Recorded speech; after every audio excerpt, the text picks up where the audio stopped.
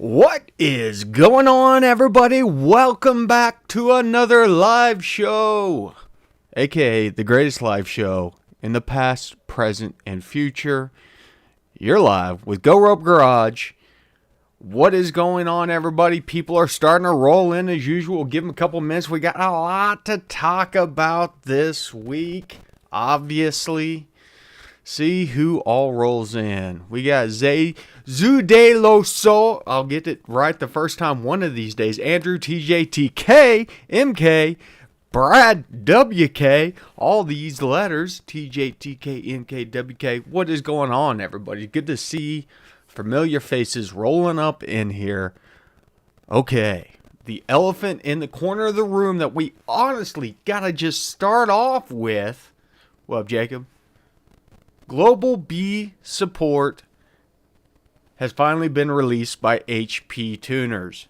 So we know what that means, right? That's going to be C8s, Z06 not yet. The 5.5's not there yet. CTS Vs, the new version Vs.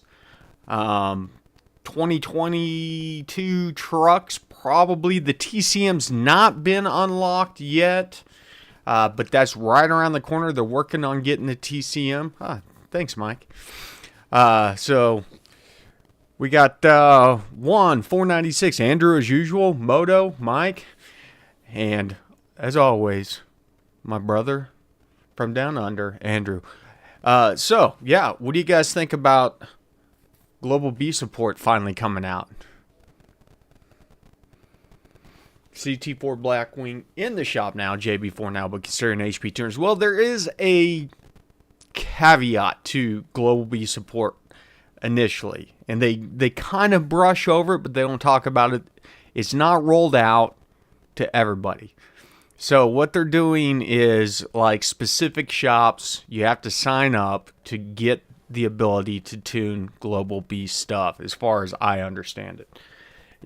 So I will tell you, though, Global B cars, you're going to hear me call them Gen 6. I'm just going to call them the 6th generation ECU.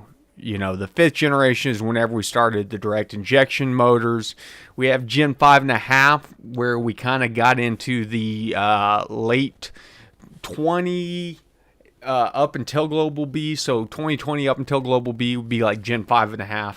And then now, with the Global B stuff, we'll just call it Gen 6. Do you have to get the PCMs unlocked? Yes. It'll be mandatory to get the PCMs unlocked, and I'm guessing that's because they're going to have to bypass some of the security stuff. It's not going to be something simple like even that they found out on how to do with the Duramaxes and stuff like that, where they can set up a way of reflashing a factory PCM to allow riding on it. So the PCMs will have to be unlocked. I'm guessing the TCMs will have to be unlocked whenever those come out. So these new Global B platforms, the C8 stuff like that, they are exactly like the late Gen 5 stuff. They're going to be neural networking instead of volumetric efficiency. So there will be math tables. I've looked at a C8 config file, and I'll do a video on that this weekend, so you guys can kind of check that out. But they have standard math tuning, but it's going to be very heavy on the neural networking side to get the VE dialed in, which is going to be necessary because they are torque-based. And so, much like we expected, there's not really been that much that's changed. If you open up a 2020 tune file, it looks exactly the same with as what you see on everything else. So all the other tables line up, all the torque management, all that jazz looks the same. So should be doable. We'll probably have to dive into neural networking deeper. We talked about it a little bit in the past, but we'll talk more about it. So it's going to be more cam dependent. And so even on these like LT5s and stuff, it's not going to be too hard because you've really only got a couple cam tables that you have to worry about. But whenever the Z06 tuning support comes out with the dual overhead cams and all the, it's going to be crazy. So Will the EPA get at them since they're unlocking the ECMs and stuff? Nope. I don't think they're going to have any liability on that side of stuff as long as they keep on doing what they're doing with the requirements for the training for emission stuff. So to erase their liability, they have the emissions parameter training that you have to do before you can even access that stuff. That's what's protecting them. Don't know if it's possible. It'd be great to have VW Audi crowd here. Man, I welcome any and everything. So if we need to take a look at some VW Audi tunes, just let me know. What's up with the Mongoose adapter you need as well to tune Global B? You won't need the Mongoose adapter for this. Mongoose adapters pull bin files, and so essentially what the early guys were doing on it, they were pulling the bin files, but they were still having to modify the ECU to get around the security stuff. The security is what's been really holding these things back. And so it's one step up from Global A, where Global A, the modules talk to each other, and if something seems off, it can lock an individual module out as a bad actor in the system. Global B was that on steroids, and so not only would that kind of happen, but it would also communicate back to headquarters, and then if it saw something funky going on, it could do all kinds of stuff and lock the car out. Zero desire own any C8 or any LT engine. And the LT engines aren't bad. I like them. They are what they are. And the early LT stuff, the early Gen 5 stuff before they got into neural networking wasn't that bad to tune. It was just like the Gen 4, except for the torque table stuff, but it's pretty easy to get around there. Still have the XLR. Now, I got rid of it a long time ago. Was not a V, but I actually have one of those blowers sitting around. I bought them whenever they were selling for dirt cheap on eBay, and then somebody came out with the adapter kit to put them on, LSs, and they skyrocketed. Need a California loophole. The loophole is to move out of California. Yeah, Peter, you can chat about anything.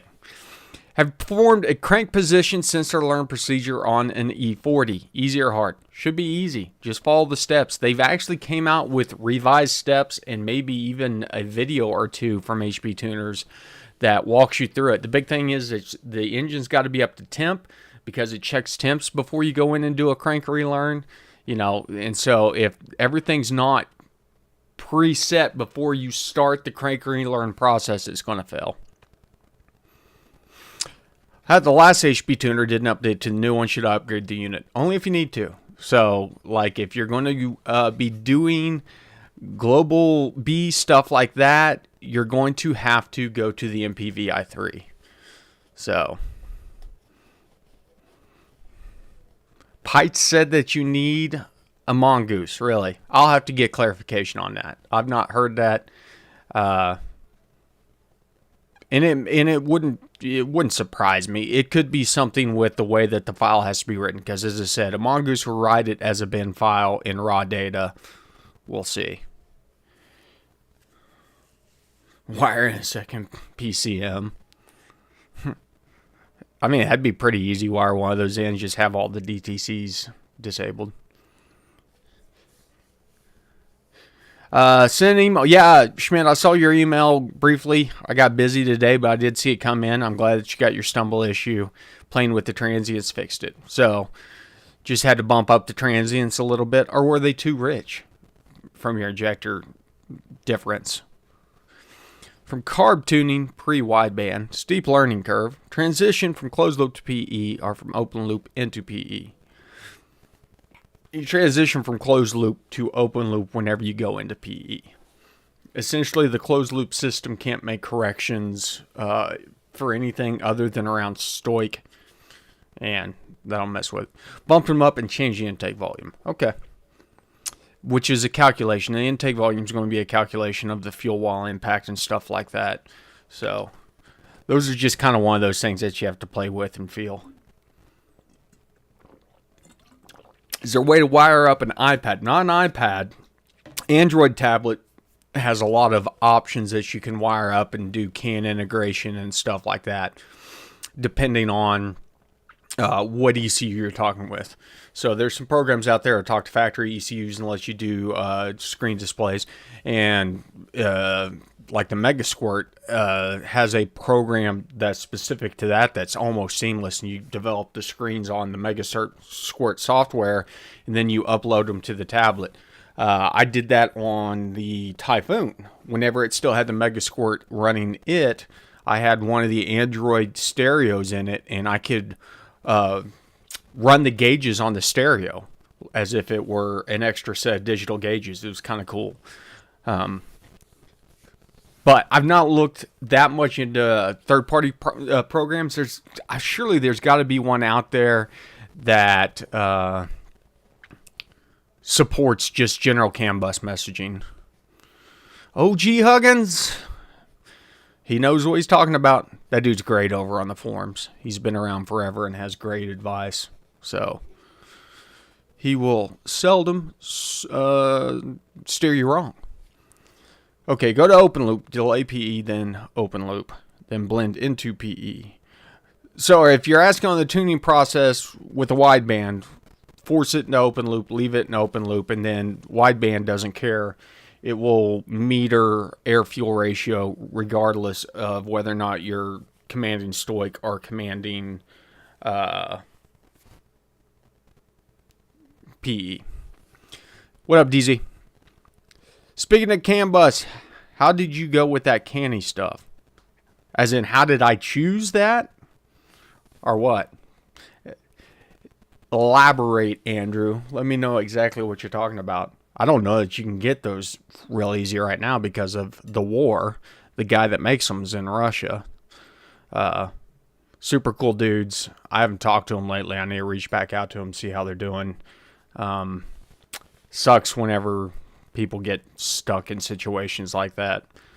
But great device. It's, has a lot of application in the car stuff. What up, Matthew? How's everything down in Vegas? You guys just won the Stanley Cup, didn't you? Oh, no, I haven't really used cannies for anything since the XLR, whenever I was using it to intercept signals to control like the roof and stuff like that.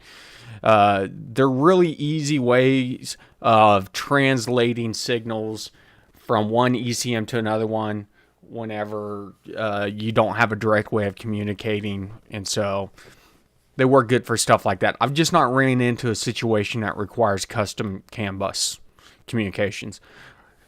In theory, you could use something like that to take Holley's CAN signals and convert those over to a more standardized CAN signal and integrate them with anything besides the Holley stuff.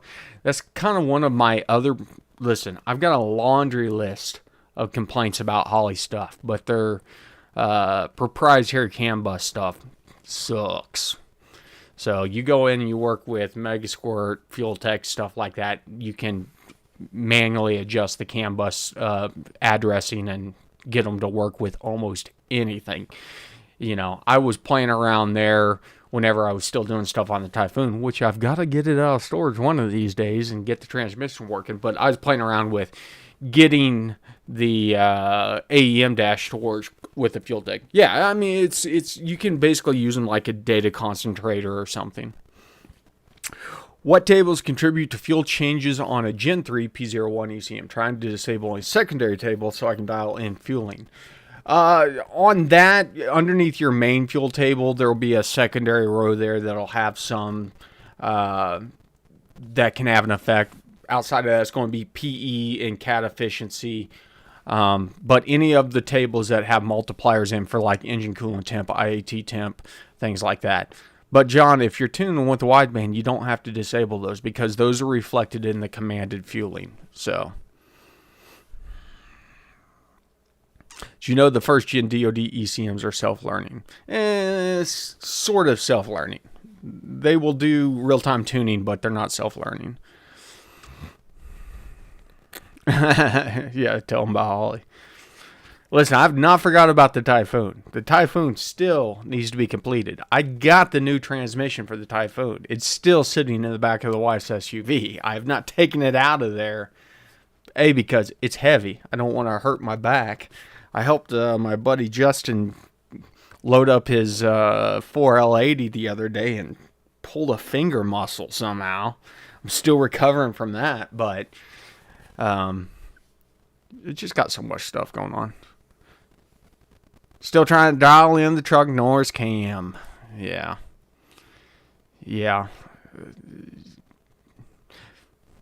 I need a lot of things, Cole. I need helpers. I need more garage space. Exactly. Sneeze and throw my back out. I need a lift.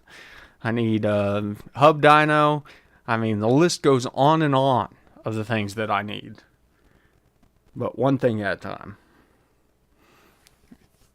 I need a Pro Charger setup for my Viper. On the off chance that anybody from Pro Charger's watching, hint, hint. This is true. It does beat the alternative. I'll take getting old over being in the ground. I'm drinking my Gatorade. I'm staying hydrated. What up, Jacob? Howdy back to Australia. Got so many Australian fans. I love it. Faceplate kit for the trans. I don't need a faceplate kit for my trans.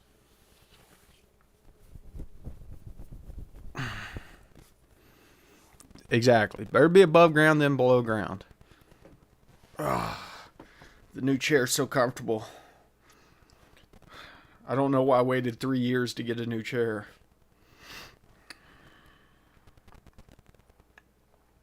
Having an issue with restart after it warms up. Need a little throttle or it dies sometimes. So warm restart.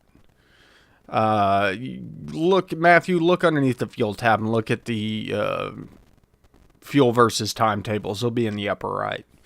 You might need to bump up the areas of warmer engine coolant temp. Is engine coolant temp versus time.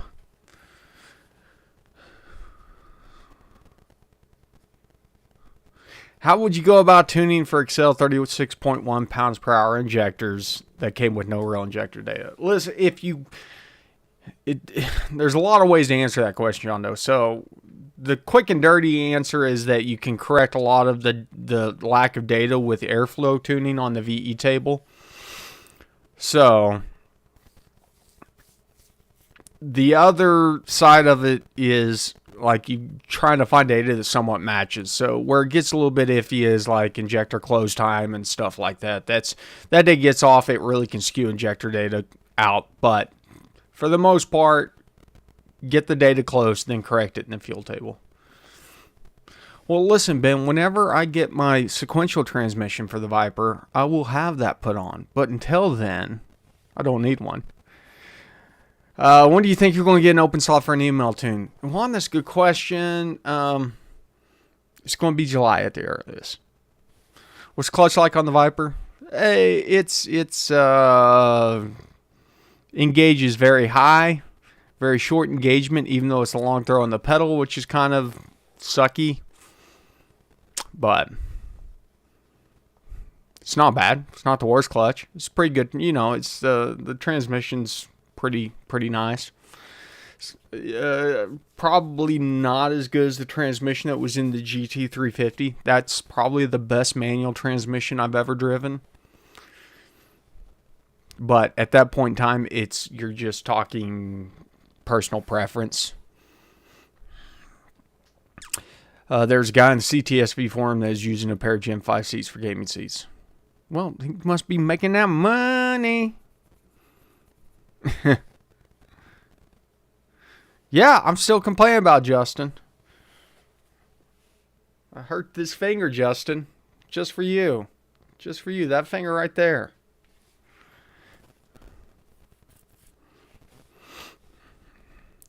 I've looked at it, does it, even if I start it and then right back off. So running less than a minute and it acts up. Yeah, that's that table I was talking about, Matthew. That table controls fueling for like the first, depending on which ECM it is, it could be the first 2 minutes or 3 minutes, stuff like that.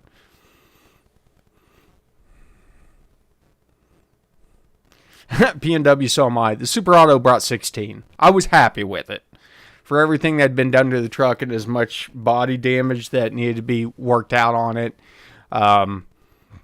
I was happy with it. And it's not caused me any headaches since it's been gone. It's not caught on fire. It's not torn the axle out. Yeah, those shifter conversions turn T56 into sequential shift action. Seems like a lot of money for something that you still have to use a clutch for.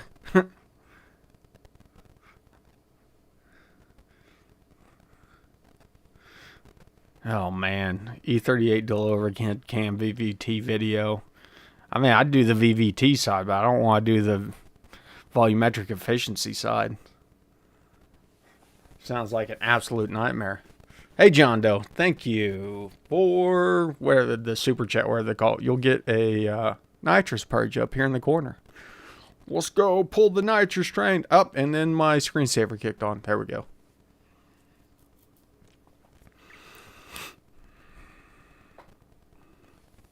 Yeah, as I said, go to the fuel tab, general, in the upper right corner. You'll see the tables I'm talking about. It's fuel FA versus time.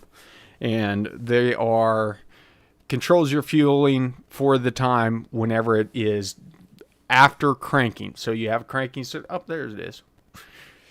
So you have a cranking VE table that is going to dial in the fuel while it's cranking. Once the thing catches and it goes above like 400 RPMs, it kicks over to that fuel after crank versus time. And that table is temperature delineated. So if you're having hot temperature issues or cold temperature issues, playing with it will generally sort those things out. And then it said you can look at startup timing also. Make sure that it's not gotten too low whenever you're hot starting. 2007 CLS 63 AMG. What can I use to tune this vehicle? HP tuners doesn't work. Yeah, AMGs are Mercedes in general. Tone deaf are very complicated to find platforms that necessarily work for them because they have so many variations to their ECU.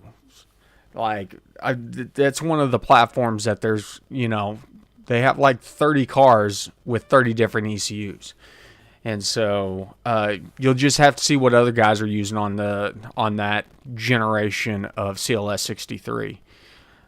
It's one of the things that's always kind of steered me away from looking at Mercedes because it's a crapshoot on whether or not you can get one. And it's really weird because some engines in this platform are supported, but the same engine in a different platform is not. And that's whenever you get into it uses ECU 127.34 in this platform, but it's .35 in this platform. .35 is not unlocked. Now, let me do say, Tone Deaf, that HP Tuners has opened up the program to where you can contact them to try and unlock an ECU. And if they've got something similar to what is in that platform, they'll send you something that allows you to extract the file. You send it in for them. They try and test it out. And then if it works, they can send it and add it to the supported list. They don't call it the beta program. Let me see if I can find out what it's called. They just started doing this about a month ago. And so hopefully we'll see some of these older platform cars that are not supported get supported because there's not that, it's not that far away on some of these things. Where are we at? News forum. Maybe it's under the forum here. Product info.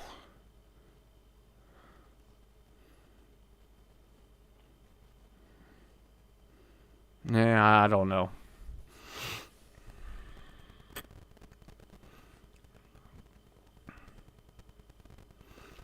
Reason trying to disable all the secondary fueling tables was because other day I was trying to tune V tables. Seems like I was starting from scratch again. What could I be doing wrong? John, double check everything. Make sure you don't have any exhaust leaks, stuff like that. Mechanical issues can cause situations like that. Intake manifold leaks where you might have vacuum leaks. All these different things where the air is not being metered properly. can cause you to chase your tail, specifically if it's something that could be contributed by the engine heating up or cooling off during the tuning process. So it's critical that mechanically the vehicle is 100% sound. Smoke check when in doubt. Smoke check or bubble check. Take a shot vac, put it on below, jam it in the exhaust pipe, and start spraying things with soapy water. See if you got any leaks upstream of your wideband, things like that. Because as I said, secondary fueling tables should be represented, and a lot of the times you're not getting into secondary fueling tables. There are very few situations that actually are activating those things. So your commanded AFR or commanded EQ ratio is going to be a reflection of all the modifications that are being made from the secondary fuel table. So the output there is going to be good. And if the data is not lining up, then your input data from your wideband has to be skewed off for one reason or another.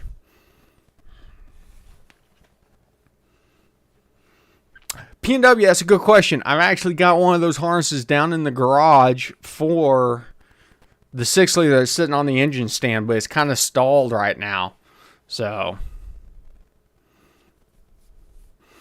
the one that I got looks good. HP Tuner's beta program. There you go. Thank you, Andrew. Yeah.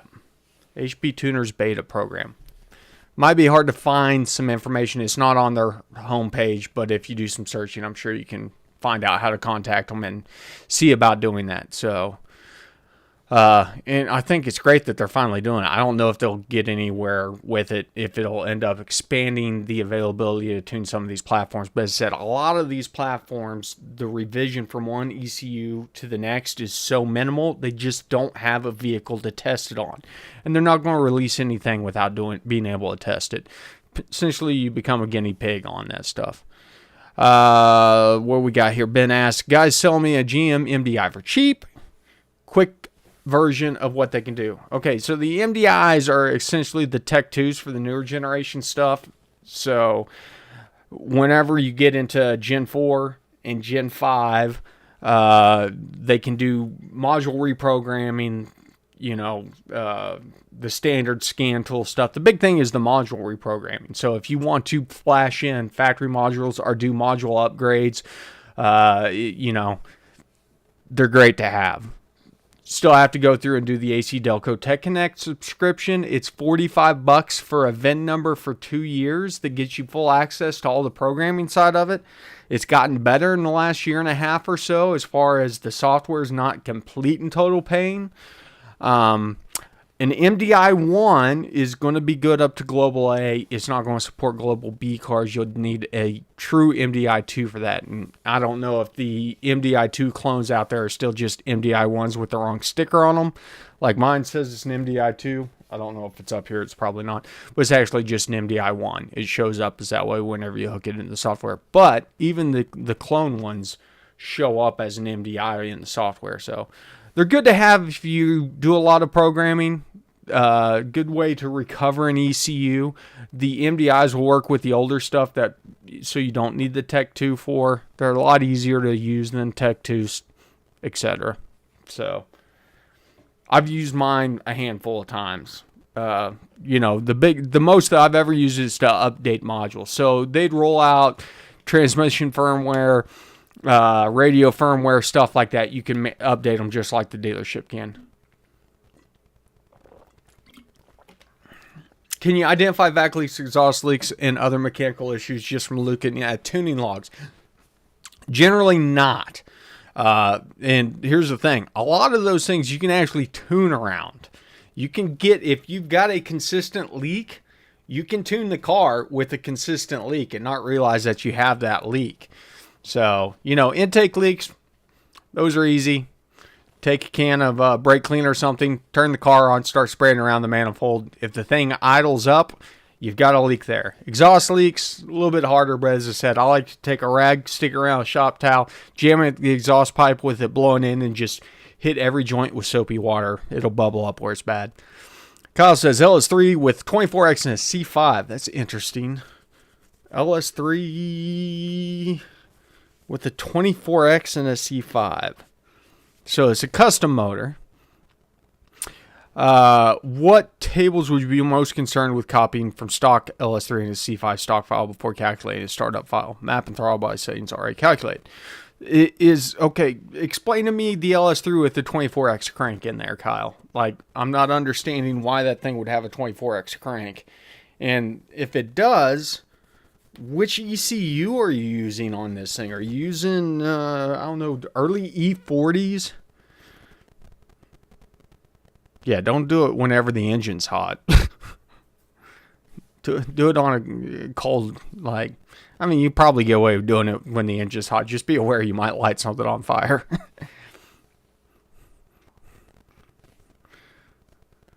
Like, give me more details on this LS3 with the 24X. I'm interested. You have piqued my curiosity.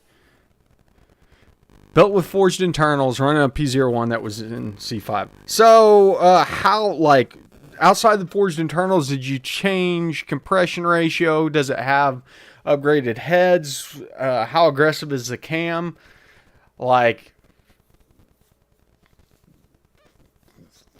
you'll have to rescale the map and the MAF tables. Like, those tables you can use as a baseline. But if it's a heavily modified engine, like, you're going to have to basically start from scratch. And as I said, you can use those values as something to pop into the motor until you at least get the thing idling and get to the point where you can actually get your wideband on there and get some readings and start calculating some errors and stuff like that. But initially, you're going to be like, 15-20% off even on those tables. So outside of that, you're going to have probably new injector data that you put in there, so that shouldn't be an issue. Timing table, you could probably leave the stock timing table that's in there from the P01. It'll be perfectly fine with the LS3 because it's going to handle more timing. See you, Andrew. Have a good one, brother. We're getting ready to wrap anyways. Tell your wife I said hi. Yeah, a lot of the stuff you're not going to have to completely mess with on that, but it'll be fun. 24X crank. Man. With the P01. I will use that opportunity to upgrade that thing. Get off the P01. Got super quiet in here. Say 29. Say 29. We'll answer one more question. Next person that gets a question in, we'll get an answer. It's super hot in my office. Normally it's freezing cold in here. I'm starting to sweat. And then keep your eyes peeled this weekend. We will take a look at the Global B file. Heard a ton about you and your ability to tune, and just bought an HP tuner for me. C5 with new L7 swap. Oh, good Lord, what's it with everybody with C5s putting 4th generation motors in it? Crypto, go to the website. I'm booked up on tunes through July right now. Might have a hard time getting a spot. Are you just looking for a tune, or are you looking to learn to tune? That's what it's going to boil down to. What's the wind speed of an air-leading swallow? It depends on the size of the coconuts. Right? Looking for a tune. Man, I'm booked out for a while, as I said. I've got probably 5 people on the waiting list, and they're not even going to get in until July. So unless you're not done on the swap yet, it might be a little bit. I'm trying to think it. Honestly, I need to get an idea of who out there does decent mail order tunes. I know 90% of them are probably junk.